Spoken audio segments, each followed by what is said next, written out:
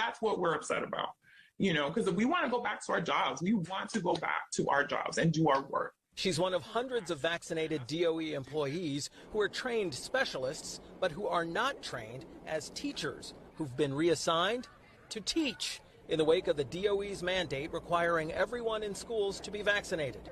When the mandate went into effect Monday, about 7,400 of the DOE's 148,000 workers were put on unpaid leave because they wouldn't get vaccinated. Among the people replacing them, data analysts, social workers, guidance counselors, researchers, and other professionals trained to do jobs other than teach. And some of them, like this person here, posted that the only job she was assigned is, quote, keeping this couch in the office warm. Another told people that they were, quote, redeployed as a grade 5 special ed teacher, even though they have no training. That's what we're passionate for, and that's what we want to do. They're concerned that the situation they were told is temporary will last for months or even for the whole school year. Now, she's one of a number of professionals that we talked with who said they see no evidence that there are substitute teachers ready to replace these professionals in the classroom. And they say they don't believe that they'll be sent back to their regular jobs until they're actually at those jobs. More than 24 local lawmakers sending an urgent letter to Mayor Eric Adams. They're calling on him to bring back a remote learning option these next 2 weeks as the cases go up and many struggle to get tested. News 12's Faith Graham joining us right now from the Alert Center with more on their concerns. What are they saying, Faith?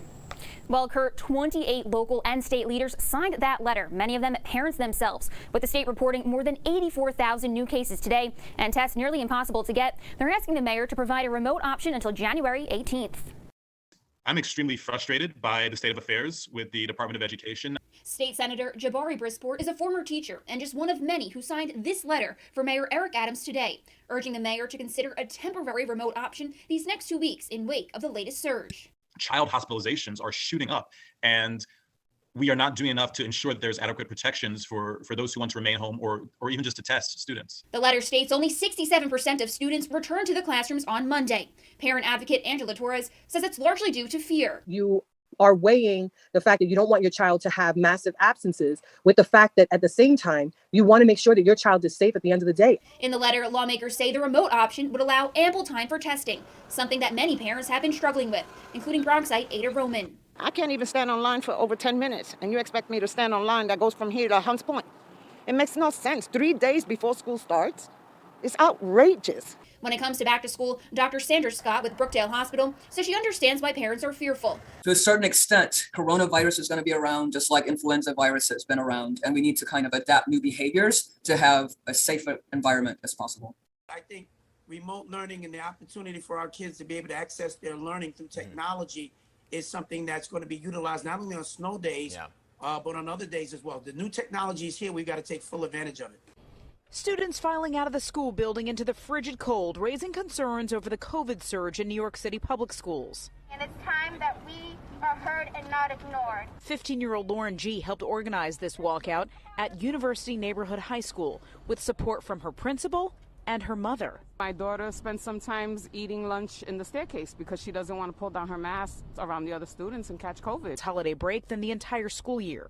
On Monday, there were more than 14,000 new cases reported, more than 11,800 students, and almost 2,300 staff members. The students, united, will never be defeated. The school's chancellor said the surge in positive cases is leading to staffing shortages and lowered attendance.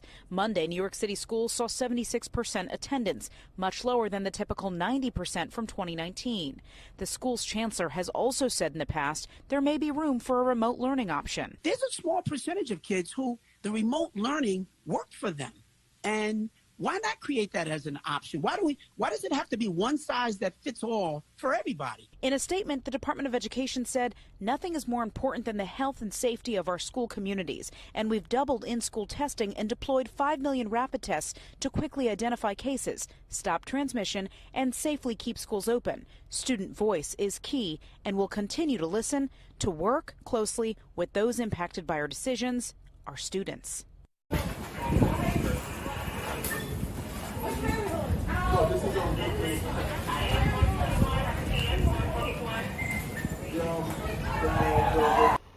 New York City school students walk out of 29 plus schools protesting in-person learning. People are coming to school positive. I think the school experience is gone. People aren't even showing up. I avoid the cafeteria now. New York City students explained why they walked out of class. Thousands of students from more than 29 New York City public schools abandoned their classes Tuesday, walking out into frigid weather, demanding a remote learning option as Omicron surges and they feel unsafe at school. As COVID cases rise and attendance remains unpredictable, New York City parents, students, and teachers uncomfortable with in-person learning took to social media. From coast to coast, Oakland and Boston students will soon stage their own walkouts. One student's Reddit post last week described being in school as beyond control, detailing a day of absent teachers and functionally no learning. Study halls have become super spreader events. Bathrooms were full of students taking COVID tests. Teachers abandoned their classes when notified they had tested positive. Skipping class became ridiculously easy, the student wrote. An anonymous student shared that their parents are forcing her to go to school despite testing positive for COVID. I tested positive for COVID, but my parents are still forcing me to go to school because they think my grades will drop if I'm absent. I know I'm supposed to report this and I'm essentially a walking hazard, but I know my parents will kill me for sure if they find out I skipped out or reported my positive test to the school. If I report, they will most definitely know I exposed myself and I will be in big trouble. I tried my best to convince them to let me stay home, but they won't listen no matter what and insisted that everything would be fine. And that I'm naive and soft-hearted, and the other students probably still go to school despite being positive, and that I'm not even showing any symptoms, blah, blah, blah. I try to tell them that I can still get notes from my classmates, but they are convinced the only way for me to bring up my 95 GPA is to go to in-person classes. Yes, the pressure is that big that a 95 GPA is not enough for them. At this rate, I'm pretty sure they're misinforming themselves about the severity of COVID on purpose because they're in denial or something. Ha ha ha. Despite last week's low attendance and 2022's first major snowstorm, Mayor Eric Adams has consistently opposed closing schools or offering remote learning options. This is not Eric's theory or logic. This is the logic of every professional that I've heard. Children need to get to school. We don't have any more days to waste. And the long-term impact of leaving our children home is going to impact us for years to come. I'm not going to contribute to that. So I'll take the criticism. I'll take those who think differently. But the number of parents that I am hearing from, they're simply saying two words. Thank you. Thank you. My child needs to be in school. The loudest is not always the majority. I am listening to the majority and the professionals that are saying children must be in school. It's because parents can't go to work if the schools are closed. He cares nothing about the health and safety of the children, the parents, the students, or faculty. Students left the conditions they called unsafe in hopes of garnering attention from policymakers that can help close down schools temporarily, organizers said in an Instagram post. Bruce Warshaw, a Stuyvesant High School junior behind the walkout, charged it was ignorant and inconsiderate to put people's lives at risk without reason. There are more juniors and seniors from Brooklyn Technical and Stuyvesant High Schools created social media accounts to share walkout plans and information on what they're asking for and why. Before long, students from more than 24 of the city's schools said they would join in. The plan: leave school at 11:52 a.m. right before 6th period around lunchtime for many and head straight home. Right on time, one after the other, Brooklyn Technical High School students did just that. By lunchtime, the cafeteria in New York's largest school by enrollment looked like this. The exit was met with backlash, accusations that they simply wanted the day off and that they were probably all going to hang out. The Brooklyn student insisted that that wasn't the case. However, some participants faced more than online anger. A redacted email from a Brooklyn school official threatened students with mandatory detentions upon their return.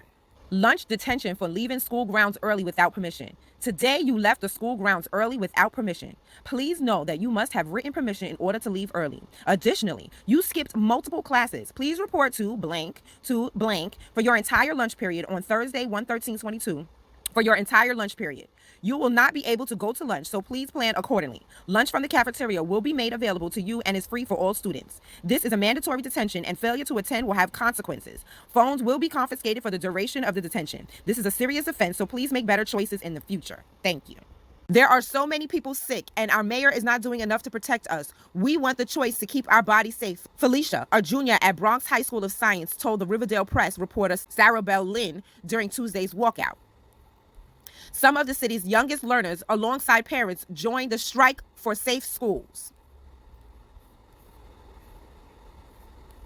Many students and parents disagree with offering a remote option and point to its shortcomings, including that tens of thousands still need reliable tech at home. While attendance is still below 80%, it is up 9% from last week.